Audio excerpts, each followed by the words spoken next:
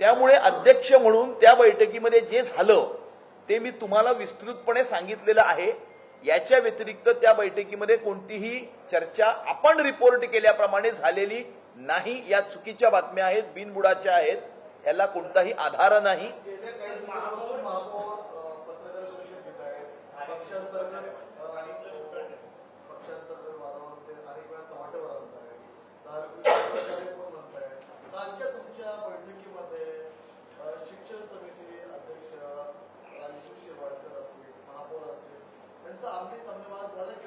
मी तुम्हाला परत एकदा सांगतो, मगाशीही मराठीतच बोललो होतो, आता मी मराठीतच बोलतो आहे की आपण रिपोर्ट केल्याप्रमाणे कोणतीही गोष्ट घडलेली नाही. नंबर 1. नंबर 2, झारीतले शुक्राचार्य म्हणजे महापौरांचा जो रोख होता तो प्रशासनामधील काही अधिकाऱ्यांवरती होता. शिक्षण समितीच्या संदर्भात जे पत्र व्हायरल झालं त्यानंतर महापौरांनी जवळपास तासाभराची पत्रकार परिषद घेतली, त्यामध्ये त्यांचा रोख नेमका कुठे होता? प्रशासनावरती होता. तो रोख प्रशासनावर होता. आपण त्याचं काहीही इन्फरन्स काढू शकता आणि त्यामुळे आपला इन्फरन्स काढण्याचं स्वातंत्र्य तुम्हाला पूर्णपणे आहे. परंतु जे खरं आहे, जे ऑथेंटिक आहे, हे मी तुम्हाला अध्यक्ष म्हणून सांगतोय. अधिकाऱ्यांवर तुमच्याकडनं काही कारवाई होणार आहे का? हे सगळं जे होतं हे मुद्दामून ठरवून केलं जात आहे अशा प्रकारचा आरोप पण महापौर यांच्याकडनं होताना दिसलेला होता. नाही, नक्कीच काही गोष्टी प्रशासनाकडून ठरवून केल्या जात असतील आणि याचं मुख्य कारण हे आहे की प्रशासनातले काही अधिकारी असतील किंवा विरोधी पक्षातील काही नगरसेवक किंवा नेते असतील, स्टँडिंग मधलं अंडरस्टँडिंग बंद झाल्यामुळे अनेकांचा तिळपापड झालेला आहे. अनेकांच्या तळपायाची आग मस्तकात गेलेली आहे. अनेक जण फ्रस्ट्रेट झालेले आहेत. अनेक जण आमच्या नेत्यांना प्रायव्हेटली येऊन भेटून काहीतरी पूर्वीसारखं सुरू करा म्हणून विनंत्या करत आहेत. परंतु मुंबईकरांना दिलेल्या वचन पूर्ण करण्यासाठी, वचनपूर्ती करण्याकरता अशा प्रकारचे कितीही फेक नरेटिव्ह पसरवले, अशा प्रकारच्या किती खोट्या बातम्या आणल्या गेल्या, अशा प्रकारचे कितीही बिनबुडाचे आरोप झाले, तरी पारदर्शकतेने प्रशासन चालवण्याचा आमचा निर्धार आहे. आणि अशा प्रकारे वाद समोर आणून किंवा बिनबुडाचे आरोप करून किंवा फेक नरेटिव्ह पसरवणाऱ्यांना मी सांगू इच्छितो की आपण कितीही टोकाचा फेक नरेटिव्ह पसरवलात किंवा आरोप केलेत तरीही स्टँडिंग कमिटीची कोणतीही अंडरस्टँडिंग सुरू होणार नाही. पारदर्शकतेनेच कारभार चालेल. सर्व खरेदी ही जेम पोर्टलवरतीच केली जाईल आणि त्यामुळे काही लोकांना अपेक्षित आहे, काही लोकांचे मीटर बंद झाले आहेत, ते मीटर पुन्हा सुरू होणार नाही. फेक नरेटिव्ह ज्या पद्धतीने पसरवलं त्याला उत्तर देण्यासाठी तुम्ही काल काही सूचना दिल्यात का? फेक नरेटिव्हला काय?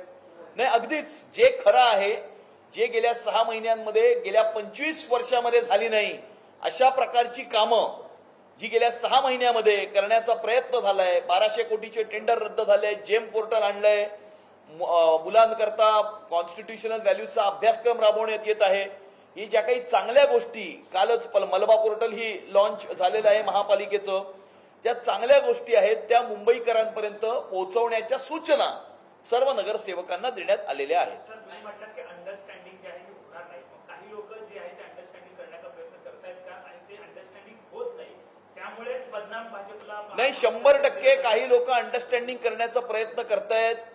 मला स्वतःला विरोधी पक्षातल्या 2 नेत्यांनी फोन करून या गोष्टीची विचारणा केली होती. त्यांना मी साफ नकार दिला होता. आमच्या सभागृह नेते असतील, स्टँडिंग कमिटी चेअरमन असतील, यांनाही विविध माध्यमातून अप्रोच करण्याचे प्रयत्न सुरू आहेत. आम्ही अशा प्रकारच्या गोष्टी करण्याला स्पष्टपणे नकार हा दिलेला आहे, कारण मुंबईकरांना दिलेल्या वचनाशी आम्ही कटिबद्ध आहोत आणि त्यामुळे पारदर्शकतेने प्रशासन चालवणं आणि स्वच्छ कारभार देणं हे आमचं उद्देश असल्यामुळे अशा प्रकारच्या कुठल्याही गोष्टींना आम्ही भीक घालणार नाही.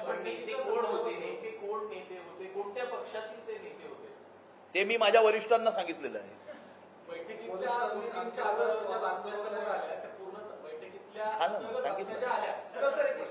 त्या पूर्णतः खोट्या असल्याचं तुम्ही आता म्हणालात. त्यातून अजून एक बातमी अशी देखील समोर आली की पालिकेतल्या कथित जे काही अंतर्गत वाद आहे ते सोडवण्यासाठी कोऑर्डिनेशन कमिटी स्थापन करण्यात आली आहे. कोणतीही कोऑर्डिनेशन कमिटी अशा प्रकारची स्थापन करण्यात आलेली नाही, कारण अशा प्रकारचे कोणतेही वाद नाहीत. ते वाद तुमच्या मनामध्ये असतील, परंतु अशा प्रकारचे कुठलेही वाद नाही आहेत. आणि काम करत असताना मतभेद होऊ शकतात. दोन मतभेद म्हणजे एखादी गोष्ट जर करायची असेल त्या करण्याचे 5 वेगवेगळे माध्यम असू शकतात. मला वाटू शकतं की हे माध्यम आहे, त्यांना वाटू शकतं हे माध्यम आहे. हा वाद नसतो, किंवा आपण रिपोर्ट केल्याप्रमाणे खडाजंगी ही नसते. आणि त्यामुळे कृपया पुन्हा एकदा माझी माध्यमांना विनंती आहे की अशा प्रकारे बातम्या देण्याची आधी आमच्याशी जर चेक केलं तर तुम्हाला ऑथेंटिक इन्फॉर्मेशन, करेक्ट इन्फॉर्मेशन या संदर्भातली आम्ही देऊ. एक शेवटचा प्रश्न, माझगावमध्ये ज्या पद्धतीनं गणपतीची रॅली जात होती त्यावरती अंडी जे आहे ते फेकण्यात आली, त्यावरनं वाद जो आहे तो काल परवा पाहायला मिळाला होता. कसं बघता याकडे? कारण माझगावमध्ये गणेशोत्सवाच्या मिरवणुकीमध्ये एका गणपती बाप्पाच्या मूर्तीवरती अंड फेकण्याचा प्रकार हा समोर आलेला आहे. या संदर्भामध्ये मुंबईच्या पोलीस आयुक्तांशी तसेच स्थानिक डीसीपीशी आमचं बोलणं झालेलं आहे. या संदर्भामध्ये त्यांचं पूर्ण इन्व्हेस्टिगेशन हे आज सायंकाळपर्यंत पूर्ण होऊन यामध्ये FIR ही अज्ञात इसमांच्या विरुद्ध रजिस्टर करण्यात आलेलं आहे, परंतु ते अज्ञात इसम कोण होते याच्याबद्दल इन्व्हेस्टिगेशन आजपर्यंत पूर्ण होऊन उद्यापर्यंत जे आरोपी आहेत ते समोर येतील. आणि मला असं वाटतं की ज्या प्रकारे देशामध्ये अराजक पसरवण्याचा प्रयत्न विरोधी पक्षाकडून केला जात आहे, अँटी इंडिया फोर्सेसला हाताशी धरून